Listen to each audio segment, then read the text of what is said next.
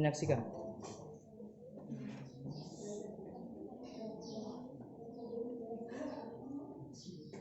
Saya ini mencintai demokrasi. Tapi karena saya hanya rakyat kecil, saya tidak terlihat sebagai seorang pejuang, apalagi seorang pahlawan.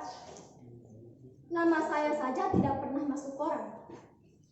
Potret saya tidak pernah jadi tontonan orang. Karena saya ini hanya berjuang di lingkungan RT Gang Gugus Depan. Di RT yang saya pimpin ini, semua warga pro dengan demokrasi. Dengan beringas, mereka akan terkor kalau ada yang anti dengan demokrasi. Semua sudah kompak kalau sudah membela demokrasi. Gak percaya?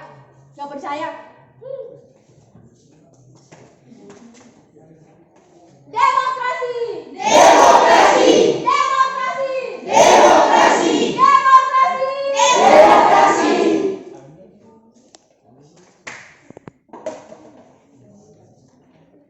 Benar kan?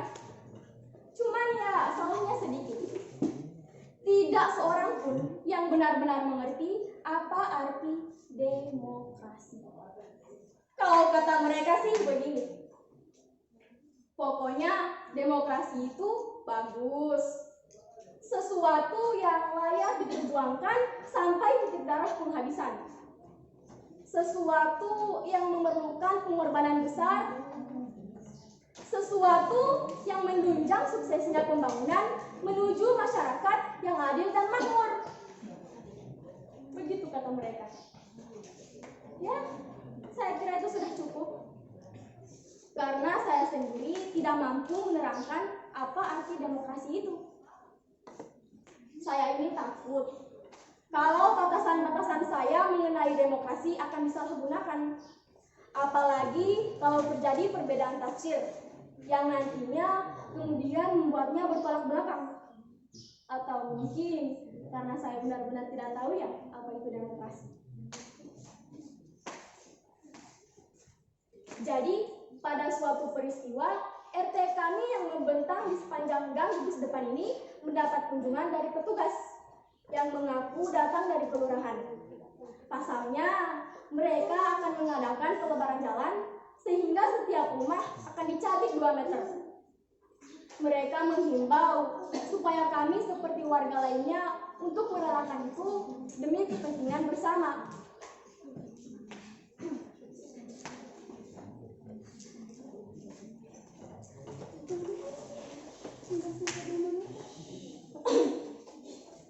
Walaupun hanya 2 meter, tapi sumbangan saudara-saudara semua sangat penting artinya bagi pembangunan dan kepentingan kita bersama di masa yang akan datang.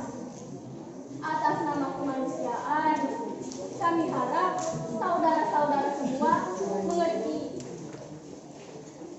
Wajah kami tercengang. Hanya 2 meter. Bapak enak saja mengambil 2 meter. Demi pembangunan siapa? Bagaimana kalau rumah kami cuma 6 meter kali 4? Kalau diambil 2 meter kali 6, rumah kami hanya cukup untuk gang. Bagaimana bisa hidup dalam gang dengan rata-rata 5 orang anak? Tidak bisa, itu tidak mungkin. Kemudian dia melanjutkan lagi.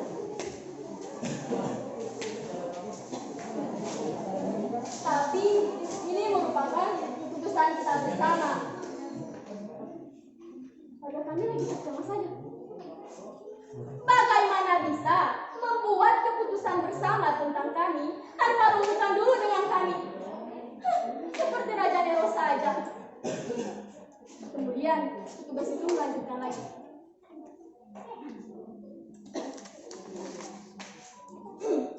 Soalnya warga kampung di sebelah sana, mereka merupakan karyawan yang aktif di pabrik tekstil.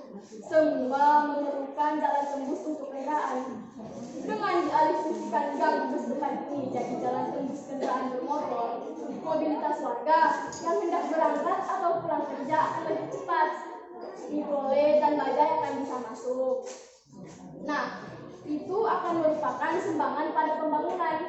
Dan pembangunan ini akan dinikmati juga oleh kampung di sebelahnya karena sudah diperhitungkan masak-masak. Diperhitungkan masak-masak. Diperhitungkan masak-masak bagaimana? Ini tanah kami, tapi kami tidak pernah ditanya apa-apa.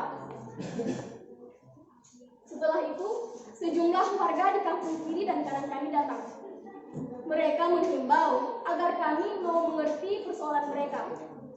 Dan setelah itu, mereka mengatakan bahwa dengan sedikit pengorbanan itu, ratusan kepala keluarga di kampung kiri dan kanan kami akan tertolong. Mereka menggambarkannya sebagai sebuah perbuatan yang sangat mulia. Setelah mereka menghimbau, mereka memperingatkan sekali lagi. Pelebaran jalan ini sangatlah penting buat kami. Begitu kata mereka. Setelah menghimbau, mereka mengisyaratkan betapa tidak menolongnya kami kalau kami tidak menyetujui usulan tersebut. Setelah menghimbau dan mengingatkan, mereka mewanti-wanti kalau itu tidak bisa dikatakan sebagai mengancam. Kalau saudara menghambat, menghalang-halangi, atau berbuat yang tidak-tidak, sesuatu yang buruk akan terjadi. Berbuat yang tidak-tidak apa? Kami terjepit di antara kepentingan orang banyak. Belum lagi kami sempat mengadakan rapat untuk perundingan. Tapi pelebaran jalan itu sudah dilaksanakan. Tanpa minta izin lagi, sebuah bulldozer muncul dan menggaruk wilayah tanah kami. Keluarga kami panik. Jangan Pak, jangan! Ini tanah kami. Sudah sejak nenek moyang kami sudah ada di sini. Memang, dulu kakek dan nenek kami tanahnya lebar. Setiap orang memiliki tegalan dan 2-3 rumah. Tapi itu semua sudah habis. Sudah dibagi kepada anak dan cucu. Tapi ini merupakan tanah warisan kami. Bulldozer itu tidak peduli. Mereka terus maju dan menggaruk tanah kami. Jangan Pak, jangan. Ini tanah kami.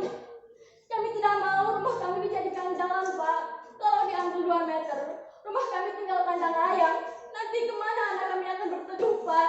Jangan Pak, kami belum selesai berunding. Kami juga tidak menyetujui usulan tersebut Pak. Lagi pula, diganti berapapun kami tidak akan mau. Karena ini harta kami satu-satunya. Bulldozer itu tetap menyeruduk dengan buas. Supir yang menjalankan bulldozer itu tidak peduli. Dia hanya menjalankan tugas. Akhirnya kami tidak bisa tinggal diam.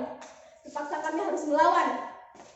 Saya tidak bisa mencegah warga-warga yang berbondong-bondong keluar dari rumahnya dan berdiri di depan bulldozer itu. Ini tanah kami, ini tanah kami. Kami akan bertahankan mati-matian. Dibeli ratusan juta pun kami tidak akan sudi. Sebab kami tidak mau pergi dari tanah nenek moyang kami. Setelah itu, perempuan-perempuan dan anak-anak kita taruh di depan. Di belakangnya para orang-orang tua. Setelah itu, saya dan bapak-bapak. Akhirnya, bulldozer itu berhenti. Supir yang menjalankan bulldozer itu ngeper juga melihat kami. Kemudian dia turun dari bulldozernya dan mulai berunding dengan teman-temannya. Kami menunggu apa yang akan terjadi. Ternyata sama juga mereka berunding. Waktu itu anak-anak bermain-main sambil memegang-megang bulldozer itu. Karena bulldozer itu tampak kuat, baru dan bagus. Lalu beberapa perempuan-perempuan di jalan, mereka menetei anaknya. Dan saya sendiri mengambil kesempatan buat kencing karena sudah terlalu tegang. Nah, setelah itu mereka baru saja berunding. Supirnya kembali naik ke atas bulldozer, lalu dia tersenyum kepada kami. Kami merasa lega. Pasti mereka baru saja menyadari bahwa mereka telah melakukan kesalahan. Tapi kemudian dia kembali menyalakan bulldozer itu. Kami menunggu dengan deg-degan. Waktu itu sebuah mobil truk datang dan puluhan orang laki-laki berseragam meloncat turun. Kami bersorak dalam hati. Akhirnya aparat datang untuk melindungi rakyat. Tapi bersamaan dengan itu mereka kembali maju dan menggaruk tanah kami. Warga kami panik. Perempuan-perempuan menjerit, anak-anak berjatuhan. Dan salah seorang di antaranya hampir saja terkena garuk. Untung ada seorang yang meloncat naik ke atas bulldozer itu dan menarik anak itu. Suasana menjadi kacau. Orang laki-laki yang berseragam itu berlarian datang. Ternyata mereka bukanlah petugas, melainkan satpol yang akan mengamankan penggarukan. Mereka membawa pentungan yang sudah siap memukul. Kami seperti kucing yang kepepet. Tanpa komando, kami melawan. Para anak-anak mengambil batu dan melemparinya. Lalu si Asep adalah bapak dari si anak tadi yang hampir saja terkena garuk. Dia meloncat naik ke atas buldozernya dan ingin menarik supirnya. Tapi tiba-tiba si supir itu menghunus parang yang disembunyikannya di bawah tempat duduknya. Lalu dia langsung membacok pundak Asep. Asep tumbang berlumuran darah. Perempuan-perempuan dan anak-anak menjerit. Mereka melarikan diri. Saya dan para lelaki hampir saja menyiram. Tapi tiba-tiba sebuah truk datang dan puluhan orang laki-laki yang kelihatan ganas-ganas meloncat turun dan menerjang kami dengan senjata tajam. Kami terpaksa mundur. Waktu itu saya melarikan Asep ke rumah sakit. Untung saja tidak lewat. Barangkali si pembacoknya memang tidak ingin membunuh si Asep. Mungkin dia hanya ingin memperingatkan saja. Sekian, terima kasih.